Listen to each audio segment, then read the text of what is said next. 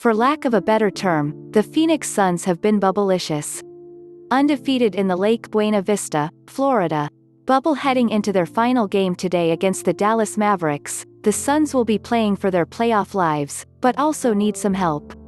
The Suns need a win-loss by Portland and Memphis, or a win combined with a loss by Portland, Oregon, Memphis. And if that happens, the sportsbooks in the legalized U.S. sports gambling market are going to be making some huge payouts. They are the one team we are exposed on in the futures market to win the championship, and they are one of the largest in the West, said Patrick Mennino, the senior sports content analyst for We've seen people get more excited as they continue to play well, but it's a tough road from here for them. If the Suns make the play-in tournament as the 8 seed, they would only have to win one game next weekend in the best-of-2 play-in tournament. If they finish 9, they would have to beat the 8 team twice.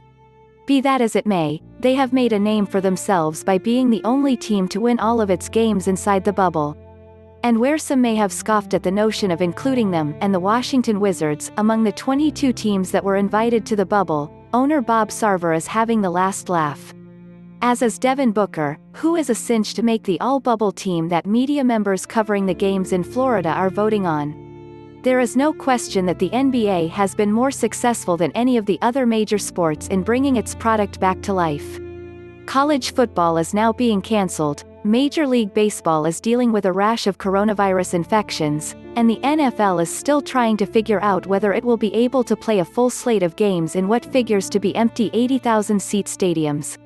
The NBA is our most bet sport, Mennino said. And one of the cool things about the bubble is that you have been able to bet the Suns on almost any given night. Sports betting is seen to be a $150 billion industry, and this is assumed to be a conservative estimate. As of Wednesday afternoon, PointsBet had the Suns listed at +25000, DraftKingsSportsBook had them at +20000, and FanDuelSportsBook had them at +19000. Just a few days ago, they were available at +5000. And with that success has come increased action on the NBA in states where gambling has been legalized. Roughly 50% of U.S. residents are projected to live in a state that has launched legal sports betting by the year 2024.